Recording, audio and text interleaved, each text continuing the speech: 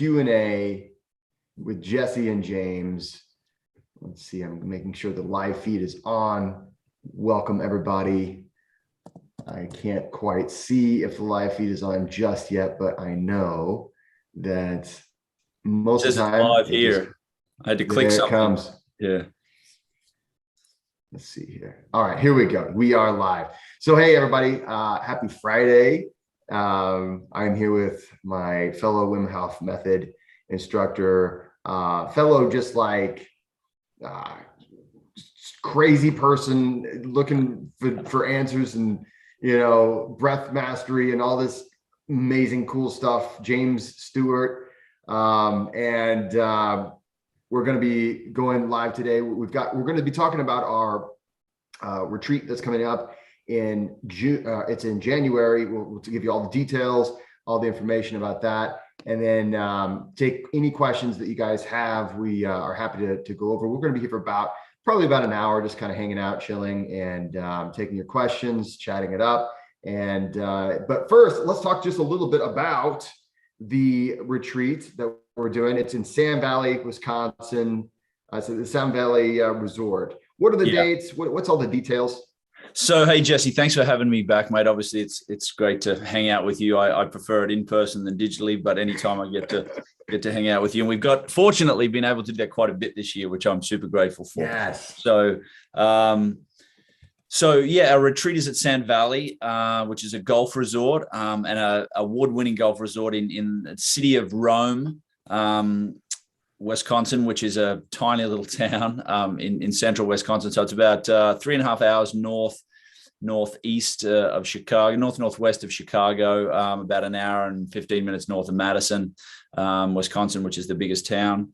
And it's a beautiful place. I was just up there last weekend and you know, was able to get more than my toe in the water up there. And yes. It's just magnificent. It's set obviously over a golf resort, but it's an old glacier. So there's sand dunes everywhere. Reminds me a lot of coastal Australia where I grew up, except there's no ocean over the next sand dune. So it's a beautiful natural surrounding. It's remote from the sense that, you know, the stars, there's no noise pollution, no light pollution. You lie out on the fairway and you see a million stars. So, and there's plenty of cold water. So the details are it's January 7 through 9, starts on a Friday evening, and runs through a Sunday afternoon. So everyone can get in and get out, you know, and not miss, you know, too much of work, the 9 to 5, if that's the people who are coming. What we've been able to do this year is really work on getting a package that is amazing value for everybody. Yeah. So all your meals are included. Your accommodation is included. Activities at the resort. So they have, you know, there'll be snow there. I'm 99.9. I mean, here's the thing. From what I understand, last year we took advantage of the weather pattern La Nina, and it hit all over the Midwest. And guess what? She's coming back. Yeah, exactly. So unusual for an Australian boy to be excited about the snow coming, but I'm excited. So, you know, they have fat tire biking. You can go on, you know, there's guided nature hikes. There'll be yoga in the morning. You know, we'll be doing some ice fishing. There may be a small charge for the ice fishing, but I'll probably be up there ice fishing, and probably, you know, well, not probably, undoubtedly the most value is in part that you get to hang out with us, you and I, but also with a community of like-minded people. And having been back up there, you know, recently and teaching breathwork and being able to really immerse yourself with similar-minded people. And if you want to learn something, immerse yourself and repeat it over and over. You know, that's the way to learn it. So, you know, that's the Wim Hof retreat in Sand Valley Resort in central Wisconsin, coming up Friday through Sunday, January 7 through 9. And I got to come back to that point you were talking about, being with like-minded people. This is one of the things that we've been told. We've done 2 there. Actually, we did them. This year was our first 2 retreats there, and we had just amazing people. Just this is one of the things that when you go to these. Most of the time, I mean, sometimes people bring friends. We invite you to bring friends, family, you know, everybody. But a lot of times people just come by themselves, and you never feel like you're a stranger. everybody is just really open, you know, and yeah, you just have this whole melding of people, and it's just this beautiful thing. We had people that went to the first one who loved it so much they came back to the second one. Yeah, and they're just a month apart. And I think the, you know, again, having been back up there recently and teaching 30 plus people breath work, and then jumping in the lake up there, you know, breath work is a lot of things to a lot of people, and it's different things for different people. And to be in a community where, you know, you feel safe and people are like-minded, it creates that safe space. Because breath work to me, you know, other than the definition that you often talk about, Jesse, is the conscious manipulation of breath. Yeah. It's really a portal to, you know, expand, open, upgrade, you know, our physiological, our mental, and our non-physical or AKA spiritual part. So, you know, it's different things for different people, and to be able to really allow that to happen, being in a space with like-minded people. Yeah. So, you know, whatever happens and comes up, you feel comfortable and safe to express. And that's really important in creating that community and that security for everybody to show up that way. But before we go down there, I just want to say I did check with Sand Valley this week, and there are still a couple of early bird specials. So what that means is there is still one room, it's not really a room upgrade. You can upgrade if there's 4 or more people. You get to upgrade into one of the cabins, and they say cabin. It's a house with it's a 4-bed. They all have king size beds, 4-bed, 4-bath condo essentially that overlooks a lake. I mean, it's absolutely gorgeous. Absolutely. And so there's one of those room upgrades left. There's as I said, there's a couple of early bird specials for those people who get the early bird special. You get a copy of Jesse's book, and you will get 2 pre-event breathwork sessions, tune-up sessions, I'm going to call them, with me prior to the event. That'll be mid to late November, and probably late November and then mid-December. And we'll do so. That'll just charge you up and get you primed for the event. So there's still a couple of those spaces left, but they're first come, first serve. The room upgrades are already gone. So it's filling up pretty quickly, which is great. You know, so I was chatting to them over the weekend about that. I got to say, I don't know when you spoke to them last, but I did get a couple emails from some people that said they had gotten in on the early bird special just this morning. So guys, jump in on that if you'd like to get that. Yeah, I mean, either way, get in there. But yeah, the specials are going fast, so definitely give them a call. We will be posting after this broadcast. I'll be posting all the information in the description box, and of course, you'll see it on my YouTube channel. And if you follow James and I on Instagram or Facebook, you'll see us post about it quite a bit. So you do have to call Sand Valley to make the reservation. Yeah. So there's a phone number there. You call and make reservations. They're old school that way, but they want to make sure you understand what's going on. There's not a place to do an online reservation. You have to call and make the reservation, which is part of the Midwestern hospitality. That's right. That's right. And I want to talk a little bit about what we'll be covering. Well, I was just going to say, for those of you who've been to our event, it's going to be similar in some ways and different, because we always want to add more. We want to do things a little differently. We want to upgrade and evolve as you and I both do. I know that you're always learning new things, and I'm, I just bought a book about dopamine after doing a whole bunch of study about cold exposure and dopamine. So there's a lot of science and different things that I love leaning into. But yeah, talk about what we're going to be doing.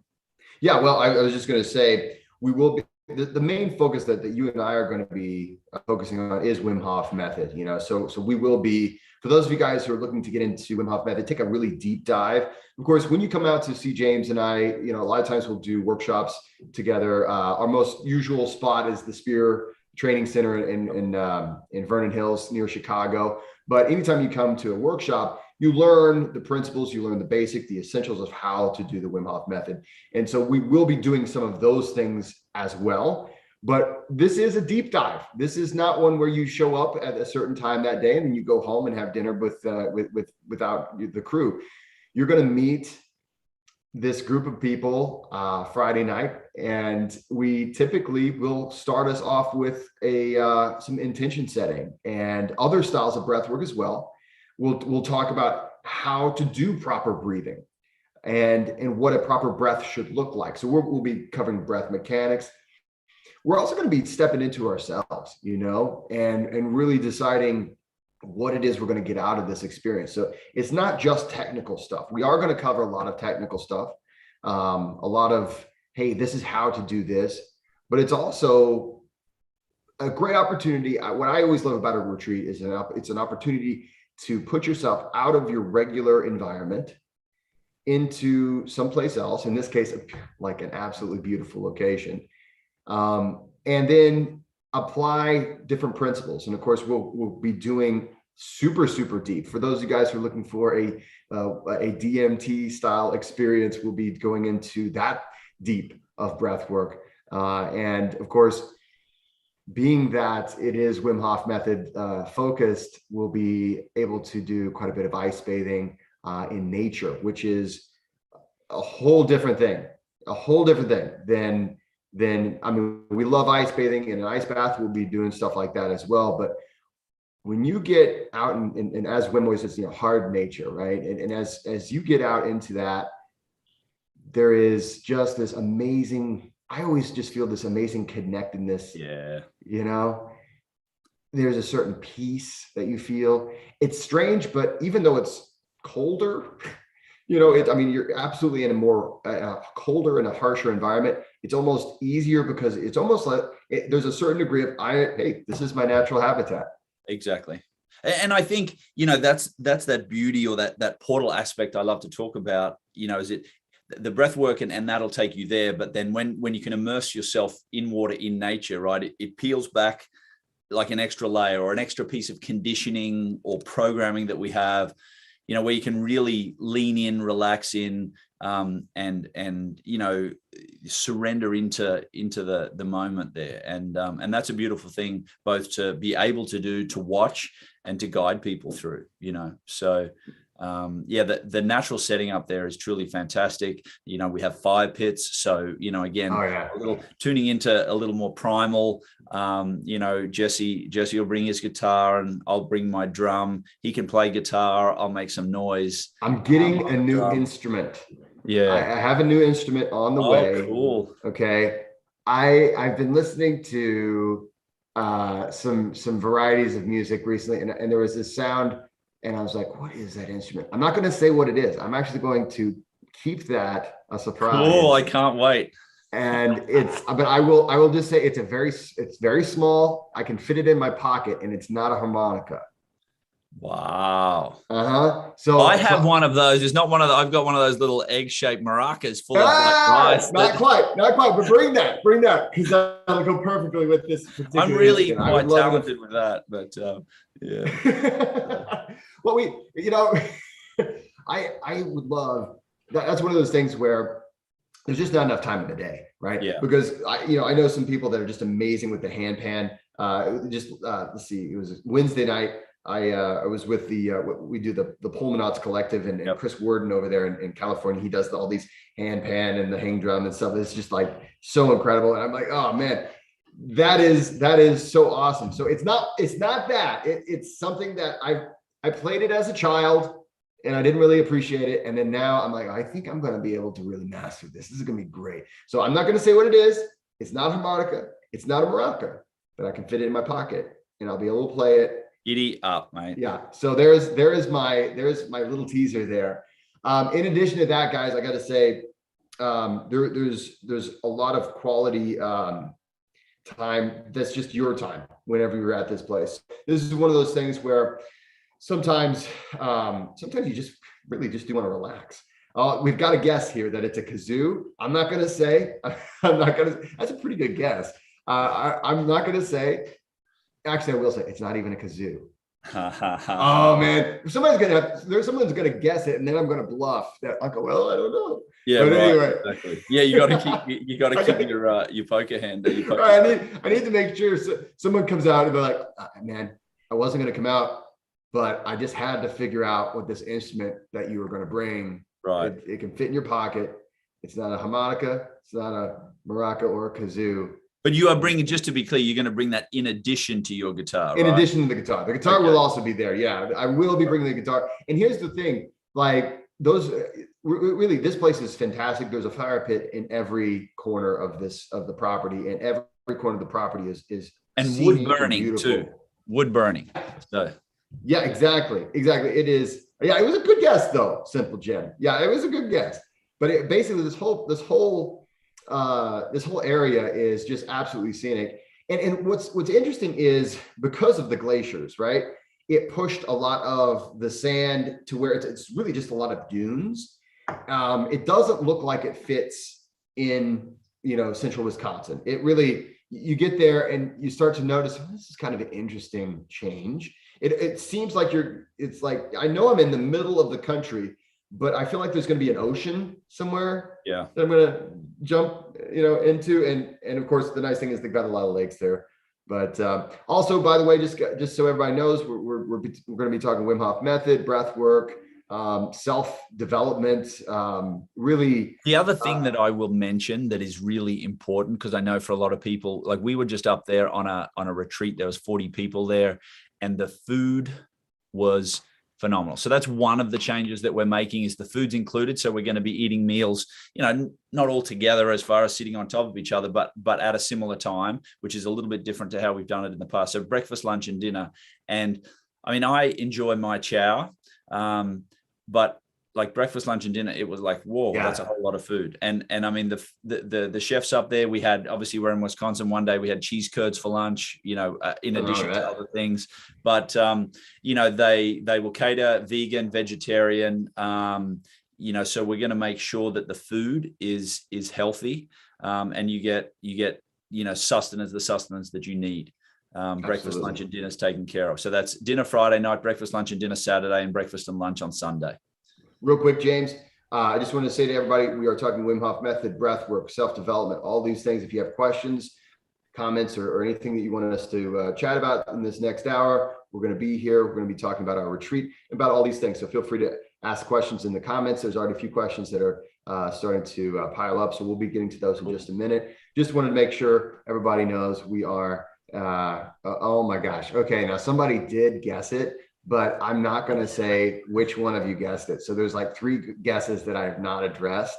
So let's just leave it there. Otherwise, it's going to get. It. I know it's starting to really really get too much. So anyway, but yeah, in January. So the thing is, this is also a great way to set yourself up for a great year. I know just us going down, or not down, but over to Wisconsin and doing that was just such an amazing way to supercharge my year. Yeah. I don't know about you, but it was just such it's like, wow, that was fantastic. Every part of it was just really phenomenal. If you took out, the breathwork component, it's a beautiful escape. So if you go up there, you've got accommodation in a beautiful place, all your meals, it's a great escape. So it's a great vacation either way. You tie into that you're going to be, coached and guided and led through some amazing breathwork multiple times, amazing opportunities to have cold exposure. And then Jesse and I are around. So, you can uncover, peel back the layers that you want to peel back, set your intention, not only for that weekend, but for the year.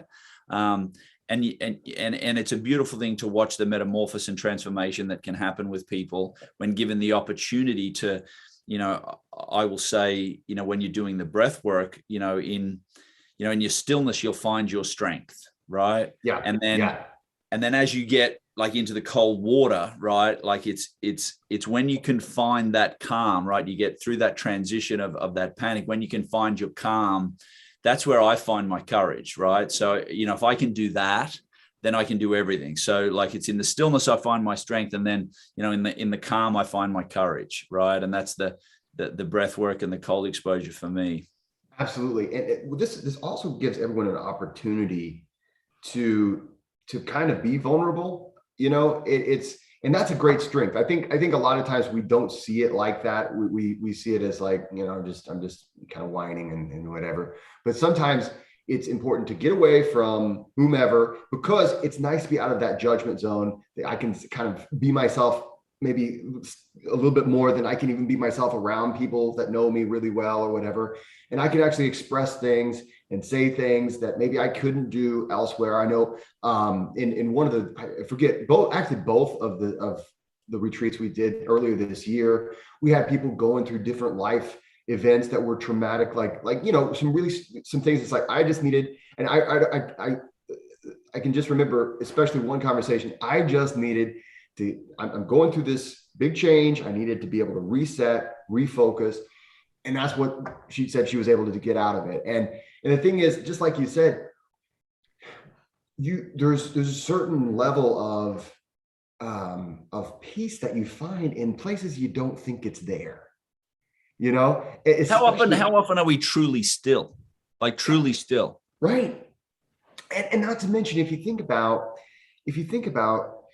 the location, right? It matches that stillness. And guys, if you're there, and if some of you guys, I'm not sure if anybody actually went to the last two of them that we did, but if you go there, right? One of my memories both times was after we just had amazing days, deep breath work, hugs, and hugs are very much, part of this. I mean, we're just all about it. You walk out there after everything's done, maybe you're walking back to your room or something like that. We've got different locations where you can walk to your rooms or whatever. And it's just still and quiet. You look up, the stars are there. You can't hear traffic. There's not airplanes overhead. It is just stillness and just pure serenity. And you can't get that just anywhere. Yeah. And a lot of those little factors are all there, right? To help you peel back that layer, peel back that conditioning, as you said, get yourself out of your day-to-day, out of your regular scene, and really helps you to show up, authentically, to be able to release and really lean into who you are, who you want to be, who you want to become, take away that programming that we all tend to rely on to get us through, our day-to-day, our relationships, whether they be at home or at work. You can really show up as the best and most authentic you, because there's all of these natural pieces as well as the mechanics that we're going to, help you with to get there and really feel truly, a greater sense of who you are. So, absolutely. Yeah. So let's take a few questions. Also, it looks like one of my university students is here. Hey, good to see you, Mr. Kiefer. And definitely check out, we were talking about breathwork earlier today in class. So definitely get into it. I'm so happy to see you're proud of you that you're here, my friend. So let's go ahead. I think I saw a question earlier about cold and hot showers, and let's just chat it up a little bit about that. Let's see here.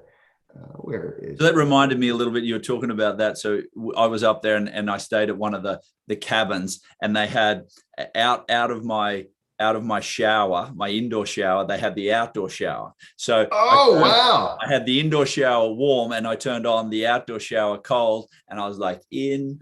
It was awesome. I don't remember an outdoor shower there. Not on the rooms, but if you stay at one of the cabins, they have outdoor showers, or some of them. Oh, dude, Yeah, you gotta awesome. show me. I mean, the thing is though, and just for everybody watching, you can go back. Actually, my video guy, Josh, his first video to edit for me was the one of us taking the ice dip. Okay. And we met. Just for everybody, and go back and take a look at that, everybody. It's the one just called, I think it's just called I'm Going to Take an Ice Dip or something like that. But we had this grandiose idea of like, let's make it into this awesome comedy, because it looks like, right? It just looks like we're on the beach. Hey, we're in shorts. We're in this beach house type of an environment. Hey, let's go on the beach. And then we're in nothing. There's just straight up ice and snow. And so, yeah, go back. That is a really cool experience, because again, you think about things that trigger my experience. Like you do walk through sand to get into the water, but you're not jumping in the beach. You're not at the beach, right? So it really is one of those times where, and we do challenge you. Okay, so this is one of those things where, of course, you get to. I mean, you're not forced to do anything, but we will give you challenges.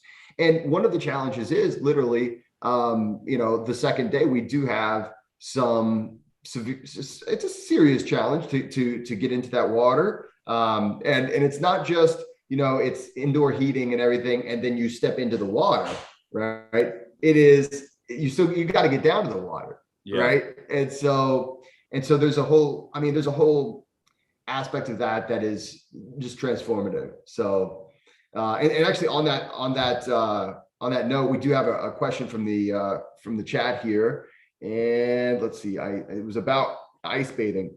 So the question is about taking a hot shower after an ice bath. So let's see here. I just want to make sure I've got that question correct. Can you take a hot shower after an ice bath? So, the answer is yes, you can. I mean, you can do whatever you want to do, right? There's really, it's not impossible to do. The issue is, right, should you take a hot shower after an ice bath? And as the thing that James and I have had to learn is, and I think we all, the more you get into anything, the more you learn that the answer is usually, it depends, right?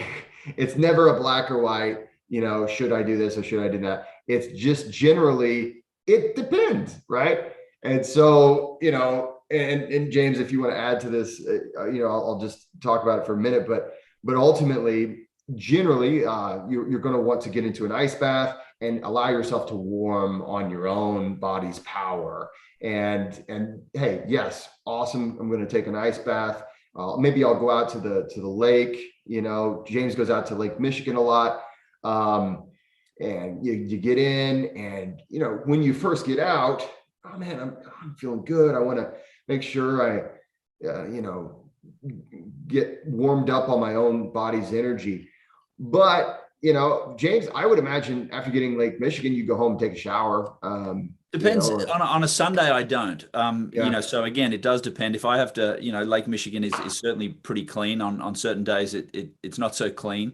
Like as far as water, you feel a little greasy coming out. So if I have to, go somewhere and maybe not smell like lake, then I'll have a shower. Right. But my intention usually is to allow my body to warm up, and I will find, certainly come January, February in Lake Michigan, a chill essentially sticks with me for maybe a couple of hours, right? Like you're not warm, and what's happening is your physiology is, I like to think about it, my physiology is upgrading, right? So it's warming me up, it's adapting, and it's warming me up, naturally, and so my body gets used to that stressor, and it's upgrading because of that stressor.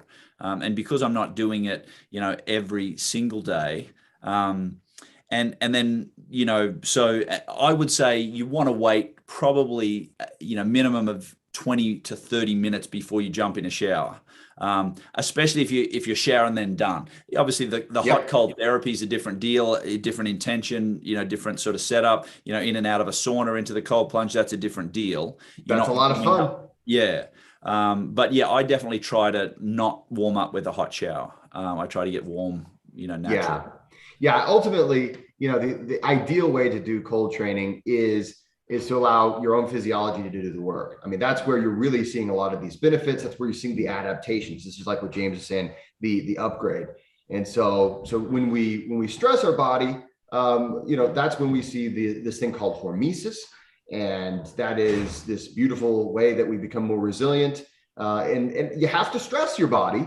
You have to give yourself enough stress. If you give yourself too much stress, then you're in trouble. And that's also where hot showers can put a person into a state of trouble. For a huge deep dive on all of this, definitely check out my ebook, A Practical Guide to Cold Training. It is on my website, jessecoomer.com. It's in an ebook format right now. It's on its second edition, and I'm going to continue to upgrade it whenever I upgrade it. I'll just comment, one of my favorite stories in that book, and I told Jesse this the other day. If you want to learn how you can maybe talk your wife or significant other into taping their mouth shut and then having them thank you for it. Read the book. That's my breathwork book. Yeah. If you read a practical guide to breathwork, I do feature a story about my wife. And so I remember whenever I had the audiobook guy, because I couldn't do my own audiobook. I would love to. And honestly, there are certain days where it's actually quiet enough in this house or in the environment that I'm in. But during that time, whenever I was publishing the book, I just couldn't do it. Yeah, I remember whenever he actually made a comment about that. He's like, okay, but yeah, if you want more detail about cold training, a practical guide to cold training is my ebook. It's on my website. But ultimately, you can put yourself in a bad position if you take a hot shower too soon after you get out of the cold as well. So what happens when you get into the cold, and we'll get to other questions here in just a minute if you guys have them. But when you get into the cold, your circulation completely changes. Also, when you get into the heat, your circulation completely changes. So ultimately, whenever you get in the cold, your circulation changes in a way that shunts blood from the surface into your core so that it preserves that heat. When you get into the heat, that blood is going to be shunted from the core, and it's actually pushed to the surface. Now, if you do this too fast after getting out of the cold, you can put yourself into a state of hypothermia, and that is no fun. So be really careful with hot showers directly after cold, unless you're doing a hot cold therapy, in which case you're always going to want to end on cold. And then for anything deeper, check out my ebook. It is well worth it. And again, anytime I update it, for that particular one, eventually I will be publishing that one on paperback as well. But anytime I update the ebook version, you get a free update to it. So it's on its second edition now, and I'm going to get on the third edition. Hopefully, I was supposed to get on the third edition already, but hopefully by the end of this year, I'll get there. So let's see here. So Papa Geek, yeah, I wish you could come. Papa Geek is my Viking friend. He's over in Europe, and he's always checking me out on like, are you converting to Celsius correctly? But yeah, my friend, if you can fly in to Wisconsin, we will make it worth your while. We had two Dutch ladies and a lady from Switzerland up there on the weekend. So it is possible, certainly a process, but there were two Dutch ladies who were up there, so they enjoyed it. Yeah. Are you gonna let the Dutch beat you, Papa Geek? Is that so? But yeah, we would love to have you if you can make it. But of course, we do understand there is a significant ocean between our continents. So let's see, red noses instead of red shorts. Says the Dante THB. Sean Collins, breathwork before or after cold showers, and thank you for the live chat. Well, thanks for being with us today, Sean. When it comes to breathwork, it's something that ultimately we're always breathing, and this is one of those things where I know you just wanted to know a real simple answer, and of course you're just not going to get that because it's a little bit more. I want you to think a little bit more broadly about breath work, right? So one of the things that James and we did a summit in September where we went down to Georgia, and it was just a fantastic summit for the digital currency group. And one of the things we were teaching them is how to speak the language of the physiology, right? And that is your breath. And speaking the language of your physiology is something we're doing right now, all the time. So all the time, we're constantly breathing. We're constantly sending signals to our autonomic nervous system. So when you get into the shower, you're going to be doing breath work in the way that you're literally going to be using your breath to take control of the panic and that stress response. If you do some breath work beforehand, like for instance, Wim Hof method breath work, or really any kind of breath work that gets you ready for the cold, that's fantastic. That's something that's going to prepare you for that experience. Maybe down regulate your autonomic nervous system to relax you. But for most of us, and like if you're practicing the Hof method breath work, you're really getting amped up. You're like, let's get in there. And the other night, if you guys caught my the Pulmonauts Collective, we were doing pain regulation breath work, and it was hardcore, like very much, we were feeling amazing, right? We're doing a lot of moving that the cerebral spinal fluid around, if you know what I mean. So we were really feeling good.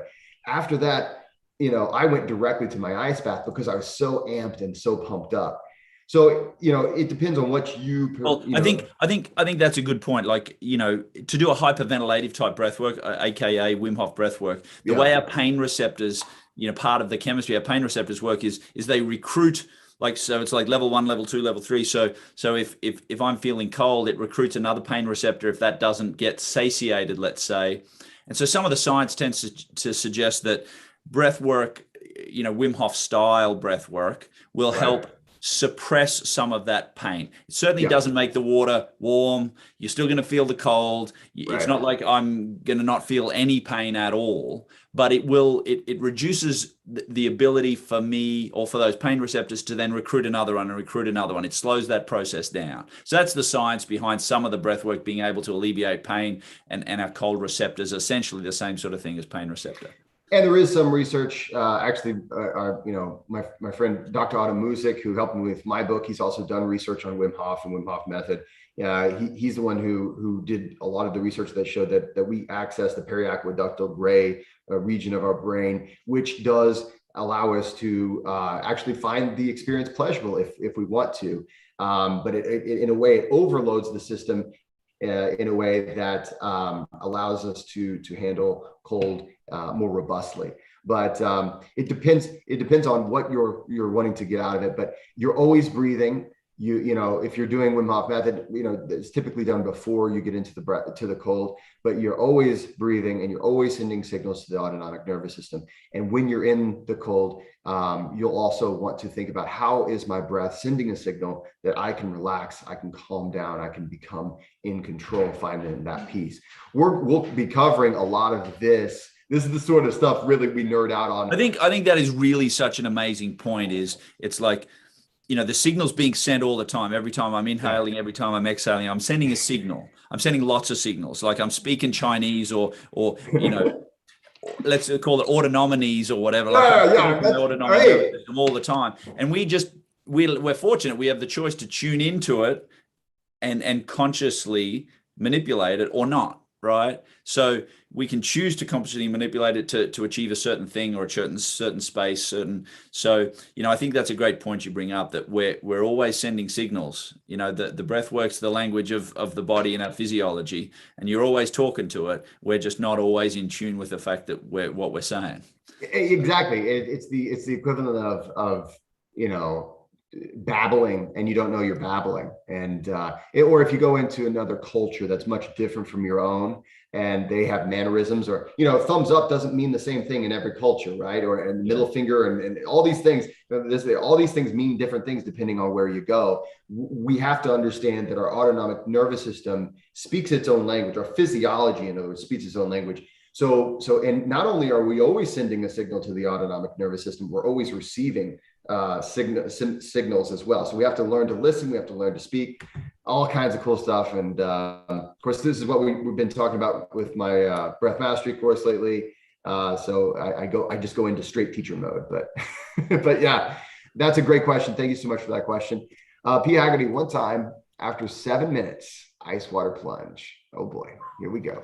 I went right to the shower with cold water only, and it felt warm. Now, I believe you there. Yeah. So after a 7-minute ice bath, you go into a cold shower, it will feel warm. No need to use hot water at all in my experience. That's a great point, P. Haggerty. And there are different degrees of cold, right? And after you get out of that's one of the funny things when we, it reminds me of the last time we were at, well, not the last time, but whenever we were ice bathing in the pond, we had that cold cut in the ice. It was cold. I mean, we're talking well below zero. And it just happened to be Celsius. Yeah, Celsius. So well below freezing. Well, yeah, thank you. He's gonna call me out on it, too. But yeah, but it was well below freezing. It was so cold though that I remember the ice hole that we had cut out, it kept freezing over every time we walked away and we came back, and there was just a little thin layer of ice. Well, we decided to go take a nice ice dip, and it was cold, as we were walking down. We get in the ice, we get out, didn't feel very cold outside after we got out of the ice. And there are just these different degrees of cold. And so the physiology is amazing in that, we as human beings are absolutely built to handle this. And that's what blows my mind. And I think the thing is, the modern world, we see it as, okay, this is dangerous. And it is. If you fall into ice and you stay there, you will die. But we're physically capable of doing it. And this is where, whenever you're with James and I, you'll hear us say, really pretty much 90% of it is mental. Yes, there is a physical aspect of it, but the vast majority of this is overcoming fear. And that's one of the most powerful aspects of ice bathing and cold. It was interesting just being up there. I think the water in the lake was right around 50, so it's pretty chilly. And some just of the recently. so some of the ladies that were in Chicago that came were from California, and they're like, "Oh, I've been doing my cold showers and that sort of thing." And the water in San Diego coming out of the tap is probably 65, right? Right. Oh yeah, I've been doing cold showers. And so when they went and put their toe in the lake, they were quite, oh, that's really, really cold. And they nailed it. And the ability to, like you said, overcome that fear. And you're choosing, right? You're choosing to walk in, you're choosing to sit down. You're not, it's not like someone's walked along and pushed you in a cold pool. There's a big piece to setting yourself up to succeed by understanding what's going to go on. But ultimately, you're making that choice. Yes. And we tell people, and this is something I'm serious about. If you don't, it's one of those things, if you don't want to do it, if you don't want to make that decision, just don't do it, right? I want you to make that decision because it needs to be yours. It shouldn't be mine. It shouldn't be James. It should be your decision. And yeah, there's going to be trepidation, and there's going to be, obviously, it's not like you're going to say, yes, I 100% want to do it. There's going to be a part of you that says, no, I really don't want to do this, but I'm going to do it, right? And, Mark Twain, he once said that if you eat a frog in the morning, there's nothing left in the day that's going to be that bad. Right. And so it's one of those things that sometimes going through this thing that is uncomfortable, you realize, wow, I'm so much more resilient. I'm so much stronger than I gave myself credit for. I can make this difficult decision and I can come out of it. And the great thing about ice bathing, that's unlike eating frogs. I don't know if frogs are healthy. I assume they're not. I don't know. But if you do it right, ice bathing is fantastic. It is a wonderful thing for your health and wellness. I think to get to exemplify that point, right? When you jump in the cold, you're firing neurons that have been wired together because it's a stress, and it knows what's going to happen. So it's a pathway that you don't even think about. And when you think about all the stresses in our life, work, maybe it's a relationship, maybe it's driving, they're all things that we've experienced. So it's a familiar pathway for our neurons to go along, right? So when you jump in that water, you've got to say, no, not that pathway. We're going to make a new pathway, right? So you are, in one way, you're training your body that I can do it differently. I don't press that stimulus button and react the same way, right? You do initially, but then you can change it. And the power of that change, being in the ice from anywhere from 30 seconds to 2 minutes, like the power that you then exert over your physiology is the same power that you can exert every time you are poked, prodded, triggered, in the familiar ways you are in your life, that you don't like the way you react, Yeah, and that's one of those things where we use the ice as a mirror, right? We use the ice as a way to really learn about ourselves.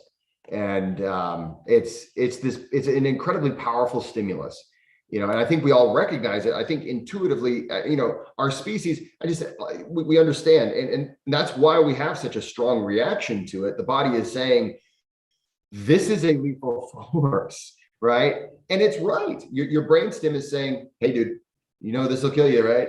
And you have to say, I'm in control. Now, this is where, of course, we might as well go ahead and bring this up, where you should be in a controlled situation. Like, for instance, James goes out to the lake. Now, that is a place where he goes out all year round. He's familiar with it. He's not swimming out as far as he can swim before passing out and then wondering why he can't make it back in and then dying, right?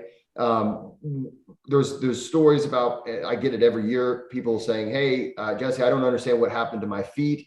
I went out and walked a mile barefoot in the snow, and I'm like, oh, really? How many times have you done that before? Well, I'd never really walked in the snow before, and I just decided to try it and couldn't feel anything for a while. I figured everything would be fine. I did my breathing or whatever. And like, no, you have to be safe. You really do have. The whole point of this is not, to prove something or be macho or whatever. The whole point of it is that we are trying to give ourselves a stimulus. It's a healthy stimulus so that we can become stronger. And you have to respect the fact that, okay, these are forces that they, ultimately the cold will win. It's very strong. You're incredibly strong too. And that's what we're proving and we're showing to ourselves. But we do have to say, okay, baby steps until we can walk. And then once we can walk, then we can start thinking about jogging, and then we can start thinking about running, and then so on and so forth. So that analogy too, I think there's something to be said about that analogy, the cold being a strong force and we're a strong force. I will tell you that, I had heard, you'd heard the term in the growth circles or self-improvement of, release, surrender, all of that sort of stuff. Right. And I'm not a big fan necessarily of the term surrender, but each to their own. And so, there's no muscle. I guess my point really is there's no muscling through the ice and taking ice bath after ice bath. And it took me a while to really understand the power of letting go. Right. Yeah. Oh yeah. Which sounds, again, to me, that was counterintuitive. I'm not releasing, I'm not surrendering, but it really, that point to me is crystal clear almost every time I get into that. You really do have to let go in order to, let go of this illusion of control, or let go, of whatever it is that you think you're in control of, because you will be able to do more when you're not going to try to meet that force with your force in a combative type way. It happens all the time, and we see it. I mean, we've trained now. This is, I think about this a lot. It was such a great thing that I got to meet you out in Los Angeles whenever I did. We've been training now together years. I mean, how long was that ago? Was that 2018, right, 20 something like that? And we've trained so many people. It's, you'll see it time and time again. A person will want to muscle it through, and I think here's something that might be something people don't hear very often. A lot of times people want to put it all on the men. All those muscly guys, they get in there. It's also women too, okay? It doesn't, but there's a mentality of, I can just grit my teeth and go, like I can tolerate anything for a little bit, right? And while I understand, there's some truth to that, this practice is so different, right? It's so different from just like going in there. I have seen people from the second they get in there to the second I tell them, okay, just get out, and they'll literally be shaking as if they're it's like ice is splashing around, and I'm like, okay, just relax, and it's a matter of, you don't feel like and so much I think of it is ingrained into, maybe it's our culture, maybe it's just the attitudes that we have around what success is, or completion, or winning. But so much of it is, if I actually do let go, I don't know what's going to happen, right? I think that, man, if I let go, if I really, really let go, man, and then people start to think, I've never let go before. Yeah. And it's so liberating when you actually do it, because I'm a muscle. You then realize what an illusion it is, right? That what we really are not in control of, And I mean, I'm a man, obviously, and very, logical and tactical in that way. So this whole idea of release and letting go was not something that I could understand it, and I'd go to meditation and this and that and release and sure, I can buy that, until I've been in the cold where you're like, something clicked just one day, one time where you're like, oh, that's what letting go really feels like. Yeah. Well, and I think also if sometimes I think about this, I'm always, I've absolutely found the value of letting go, and it's been such a teacher and such a profound change in just the way I look at everything. But what attracted me to breath work, what attracted me to Wim Hof method was control, right? Yeah. Control your autonomic nervous system, right? And that's what attracted me to it. And then in that way, it's almost like, there's this fate had a trick up its sleeve and said, "Nah, Jesse, this is how you're going to learn how to let go." Yeah. I know I'm gonna tantalize you in with, you can control things, but guess what? You need to let go in order to fully understand what's going on and to fully understand what it's like, what kind of capabilities you actually have. Because I didn't fully trust. I think it's a matter of fully trusting ourselves. We have to say, I'm really going to trust. Unconditional. There's an unconditional trust in yourself, and that I've got this, but in a release, let go way, not I got this, right? Yes. Yeah. It's leaning. It's just saying, I know there's a doubt there. And this is where it's similar to in a great deal to meditation. I know there's a doubt there. I know there's this gnawing feeling, but I'm just going to let it be. I'm not going to, judge it or anything. I'm going to acknowledge that exists. And I got to say, there are ice baths, there are cold exposures that I get into even to this day after doing it for years and years, where I'm like, I don't know if I've got this. Yeah, not today. You're right, not today. And then I'm like, but I'm going to go ahead and do it. And then, I get out and I'm like, why did I have that? And I think that's just such a part of being a human, right? Our human experience is full of doubts and full of misgivings about what we're capable of. And it's such a great teacher. It's just like, no, okay, you can still continue to have that doubt, right? You can still, and it's just like the water will never not be cold. But the thing is, that's not the point. The point is not to make the water warm or to make it so that you never have any doubts or fears or thoughts. It's so that you're not dominated by them, so that you're just free. Yeah. And we're both freedom maximalists, as 100%. And that's you free your physiology. And there's no other feeling like it, right? Like the healing and regeneration that takes place when you get out of your own way, both physiologically, mentally, and spiritually, is truly, amazing thing. And that gets back to that whole point about speaking the language, right? Like I love the way, you talk about that a lot of, we're speaking to our bodies the whole time through our breath. So learn that language, learn the signals you're sending.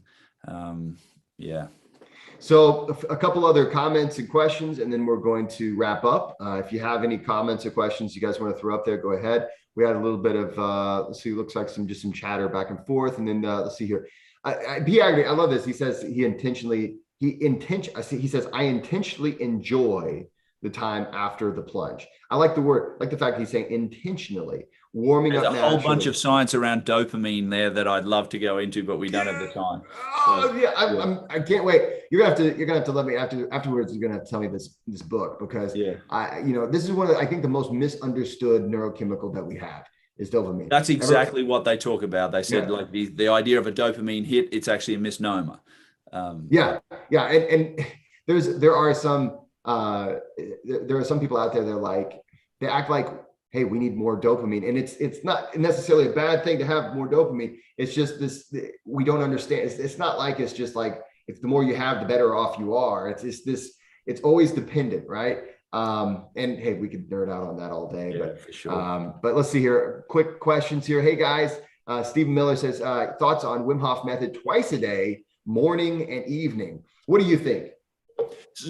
So my personal practice is once a day, and that's usually from a time perspective. I know some people, and also when I put on my my little O2 meter that has a pulse oximeter, I know it will relax me when I'm in my breath hold, right? So I'm doing an apnea with a neutral lung, so I'm getting relaxed. My pulse goes down into the 30s sometimes. So it can be awesome for people before you want to go to bed. I don't see any problem with it, as long as you're not feeling any adverse effects by it. But I typically do once a day. Yeah, same here. Once a day is all I ever really do, unless the only time I'll do more than one time a day, and I generally don't do more than one cold exposure a day unless it's absolutely winter wonderland out there. And the La Nina last year just absolutely. I actually had I actually had little tiny bits of frostbite on my feet, which was very informative to me that I was pushing myself too hard, and I'm not proud of that. But it is very educational.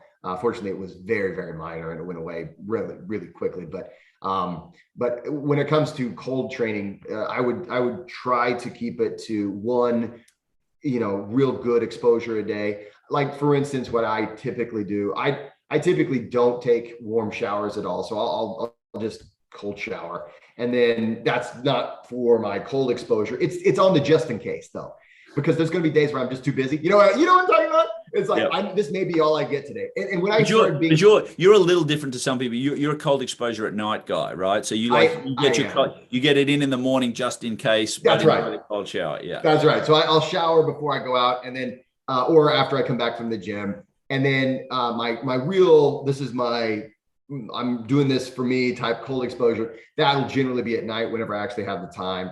My life has been insanely busy lately, so I don't always have the time for an ice bath like I'd like to have. But that would be the only way I would recommend twice a day, unless there's some people that actually I've worked with, and it's been a twice a day ice bath person to combat certain autoimmune diseases. Because that's been really effective for them, and it's always going to depend on you. Always be really cautious, and just remember, this is not a race, it's not a performance. This is a practice, right? This is something that we're looking for the long term benefits, not if I cram a bunch of stuff in one day. It's not always more is better either, right? If I take 1 teaspoon of cold exposure, 2 is twice as good. Exactly. And same with breath work. I mean, you can do too much Wim Hof method breath work in a day. And so it's always important to really gauge how you feel. Now, having said that, I typically only do my breath work like Wim Hof method style in the morning. And then, occasionally I'll do maybe something in the afternoon. But there's so many other styles of breath work that you can do that it's really, there's a lot of stuff you can do. So it depends on what you're looking for. So great question. Let's see here. And let's see, V. Thomas says, they don't warn you about the frostbite.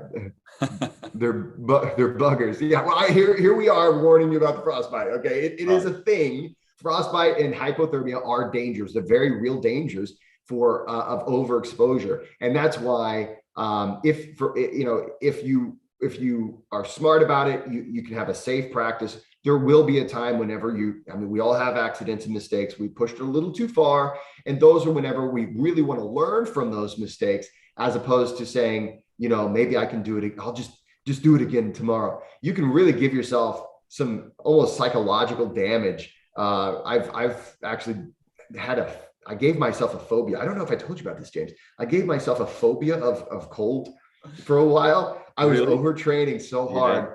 And I gave myself after drop like multiple times in 1 week. And it was just me being stupid. It was me being like, and this is whenever I was trying to see if I could train. And I had this wild hair, and I was like, maybe I can break the world record. Maybe I'll do something like that. So I was training for, I was getting up to like 20 minutes and all this stuff in this super cold water. And then what was crazy is I was doing great. And then eventually one day I went in there and I wasn't listening to my body. I wasn't listening. I didn't use interoception. It was nowhere close to 20 minutes. It was nowhere close to what I was getting before. You know exactly where I'm going with this. And I was like, nope, I'm staying in. I'm not going to listen to the body whispering to me. I'm going to just rough it out. And I gave myself a phobia, and it was weird. It was this weird mental block that it took a long time for me. Intellectually, I knew, well, I can go in there for 2 minutes easily. It's not going to hurt. Man, it was just like this thing where any excuse I could get not to do it. And so, I think that brings up, a great point around understanding some of those physiological things like listening to our bodies, right? Which we don't do a great job of. And then like, what is what is uncomfortable and what is maybe just a fear-based resistance, and what is actually your body telling you, hey, listen, time out, dude. I know there's sometimes where, I mean, I get in the water and I'm like, oh, I don't have it today, right? And that's just, maybe it's your brain telling you, hey, listen, just get out. This is stupid. Don't do it, right? And that's where you do have to, if you want to say, fight it a little bit, but it's more up here. And then there's other times where your body's going, no, you should be getting out after 90 seconds, right? And then you get out, right? And there's other days where it's like I could swim around like doing breaststroke for 10 minutes and be like, I've got it today, You got it, man. I mean, it really does come down to like, it's more than just, when we get into it, we're like, well, just how much should I do? And then how long? And all that. There's so much to it. And almost everything. And that's what there's a lot of great devices. We can measure ourselves, measure time. We can look at SpO2, but ultimately the thing that we really have to learn to listen to is the body. So guys, thanks so much for being here. And anytime I get to hang out with James, it's just awesome. So James, why don't you plug the... This is always the quickest hour I spend on... I know. I look down and I'm like, oh crap. Yeah. I guess that's it. So listen, I'll just go back. Sand Valley, January 7th through 9. It is truly a unique and wonderful experience. You get to hang out with Jesse and I, and we have a lot of this sort of discussion. There's fire time, but really it's all about you curating. Like, we want to curate an experience where you can learn, but feel free to expand and grow in a safe, beautiful, and amazing place. And that's what it's all about. So we've created this. We'd love to have you there. It's going to be fantastic, and we continue to build and grow as we get better and learn more as teachers and guides. So, and it's an awesome Christmas present for someone if you look at it. Yeah, it's really an amazing Christmas present if you give that. And really, if you think about it, experiences are what we take with us the rest of our lives. They don't wear out. And if you give a person the gift of learning the Wim Hof method, learning how to breathe properly, that's something that pays off. And it's more than just something that's pretty to put on the shelf or a neat thing to wear. So the gift of good health and the gift of tools that we can use to combat anxiety and stress, and not to mention hanging out with Jesse and James, getting learning what instrument you're going to play for us. Yeah, exactly. I'm not going to say. I've withdrawn from this. I was starting to give too many hints away. So, guys, I want to thank everybody for being here. Thanks again, James. Make sure to check it out. If you look at below, I'm going to be posting some information, and then also if you go to my YouTube, the main YouTube page, you can see the phone number to call. That is Sand Valley Resort in Rome, Wisconsin. If you just want to look them up on the internet, you can give them a call. Say, hey, I heard Jesse and James talking about this Wim Hof method weekend in January. I want to sign up. There might still be some early bird specials left, so you'll need to jump on that as soon as you can if you want to get in on that. Anyway, guys, thanks again. Have a great weekend. Yeah, happy weekend, all y'all. If you haven't already done so, please like and subscribe. The Patreon club is growing, but it still needs you. So if you haven't joined the Patreon club, definitely check that out. That's at Patreon/Midwestern Method. You can also check out the links on my website, jessecoomer.com.